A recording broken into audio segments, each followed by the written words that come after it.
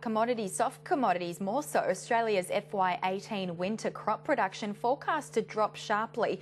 The latest estimates from the Australian Bureau of Agricultural and Resource Economics and Science sees total winter crop production set to slide by almost 40% this financial year. Now, among the crops impacted by the mixed seasonal conditions, wheat is forecast to fall by 22 million tonnes, whilst chickpea production is set to decrease by 36%. Below average rainfall through winter varied the condition of crops at the beginning of spring. For more, Peter McGuire from xm.com joins us live from our Sydney CBD studio. Peter, good to see you there today, and thank you very much for joining us. This is a fairly big slide, isn't it? Particularly in that wheat production. I think a forecast of nearly 10% drop to about an 8-year low. That seems fairly significant. Well, good afternoon, Leanne. Exactly right, but we have to put our mind back to 2016-17. We had 32.5 million tonne, which was an absolute bumper. It was a record as far as production. So it's well off to those sort of numbers. We were forecasting in June around about 23.5 million. Now we're at around about 21.5 million due to a very, very dry, as we all know, winter as far as rainfall. So soil moisture is greatly impacting crops. And those numbers that you showed were just on the screen for canola, chickpeas, oats, wheat and barley really is a massive pullback. So what sort of headwinds will this bring to potential future earnings of some of those larger companies? I'm thinking of the likes of a GrainCorp, for example, the largest sort of listed bulk grain handler there. Does that provide headwinds for some of those larger companies? Well, I think it certainly will. You've also got to say that do we get rain in the spring? This seems to be a little bit of a global phenomenon. Even to the likes of India and Brazil are having very dry conditions. So take it on board. If we get a dry over the next, say, 6 weeks and we don't get that soil moisture, we're looking at the South Australia, the York and Eyre peninsulas, and we're also looking at the central western plains of New South Wales. It's going to greatly impact that spring/summer crop production, and it really is going to have some, I think, fairly heavy impacts as far as earnings moving forward. Yeah, would you agree, Tony, the likes of a GrainCorp, for example, in terms of the impact that it'll have? Well, these guys, they get a clip per tonne for the marketing, for the storing and the like. If there's fewer tonnes, their profits go down. It's as simple as that. And I'd add another ramification of the lower crop. If prices go up, all the people that use that wheat in terms of their production process, they now have higher costs for a period of time. But it just demonstrates the problem of trying to buy and value agricultural type stocks. You're almost from time to time doing a 1-year DCF.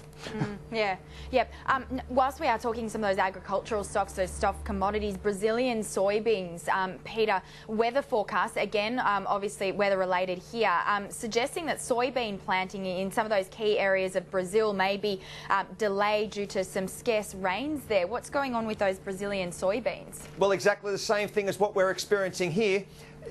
Dry conditions, soil moisture, I think we're down to around about, the 51% as far as those agricultural areas of Brazil are greatly being impacted. We know that they're #1 in the world as far as production, and it's a huge export market, and naturally China's consumption of it from tofu and all forms of oilseeds.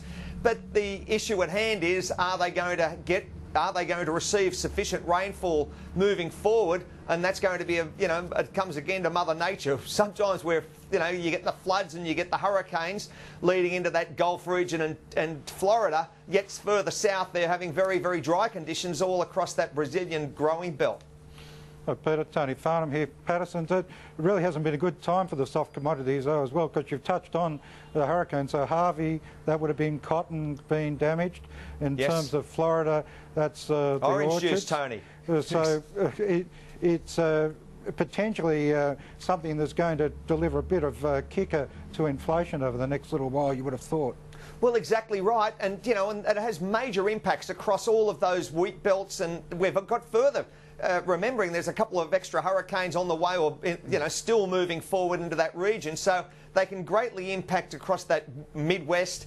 When you're looking at those orchard productions and what goes on as far as orange juice and so on in Florida, yeah, they're going to have some major impacts moving forward, as you've just mentioned. And then you move across to the likes of Texas, and you've got the wheat production and so on. So all of that taken on board, Mother Nature can play a very evil hand, and it certainly has this time around.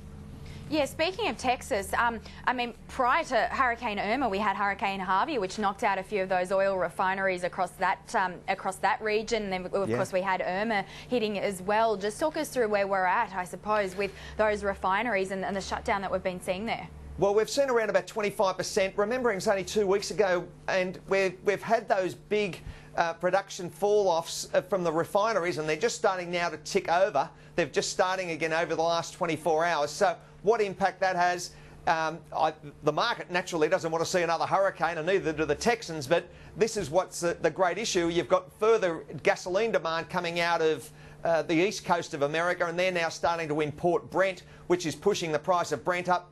WTI is sitting at that $48. It's had a nice move up, 48, 48.50.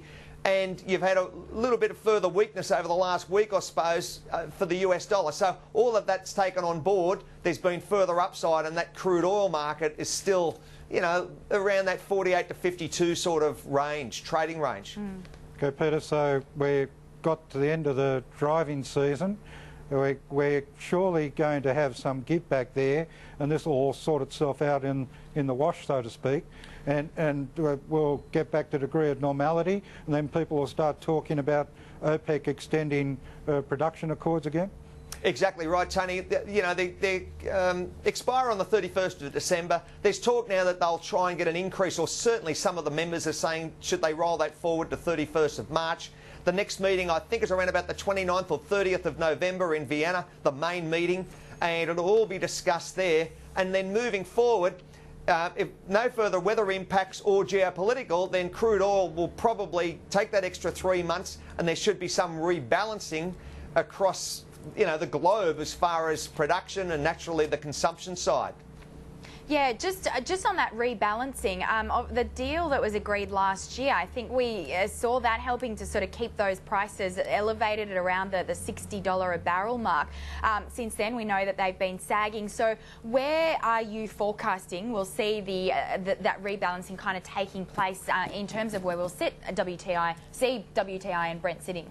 Well, that, you know, depends on the time frame, but if you're thinking moving forward over the next couple of months, we probably see, you know, that I'd say $50 range, 48 to 52. I think they'll be range bound. The only outliers will naturally be Mother Nature if there's further hurricane damage. We're only halfway through the season. Normally around about the 11th or the 12th or the 10th, I think, of September is the mid-range. So you've still got, you know, the best part of a month and a half to 2 months of 2.5 months leading up to the end of November as far as hurricanes. And then if there's no further geopolitical, and that means North Korea, means President Trump and all of those issues, if they seem to settle down, then I think that crude will remain range bound in that tight trading range. You'll see the money managers, you'll see the hedge funds play into that. And again, depends, of course, on Yellen and rate rises or no rate rises. So, Peter, on that sort of scenario, then you're not going to see too much change in the Baker Hughes rig counts either, which means the shale guys are still going to be there producing away and potentially putting a ceiling, perhaps knocking that price down a little bit if they get even more aggressive. Well, exactly right, Tony. You know, they've had a massive run-up over the last couple of years, and we're very conscious of, you know, the growth forecasts. And moving forward, I think, you know, probably 18 and 19, you'll see more rigs come online as the crude oil price goes up. And that's the trade-off, naturally, that OPEC are conscious of. The US production is now hitting the ball out of the park, and they're only expected to increase numbers of rigs and naturally production moving forward. So all of those components in the pie are going to make it hard for OPEC. And I think 18 is going to be, again, a fractured year for oil producers as far as trying to get a headline number on cost. Peter, can we talk gold? Obviously, the threat of those North Korean tensions, along with a view that potentially the Fed will not be hiking those rates as soon as what we're all expecting, has really seen the gold price rallying to new highs. We were sort of talking about whether, in fact, we could get to that $1,400 mark. What do you think? And do you think there is still momentum to the upside for the gold price? Well, a couple of things. First off, the US dollar index is sitting at around about 91.5, 91.6. Just for the viewers' sake, it was the best part of 101, 102 on President Trump's inauguration. So it's fallen the best part of 10%. Gold's had a nice run up. Certainly at now, I think in Asian trade it was 13.30 a couple of minutes ago, I should say, in Tokyo.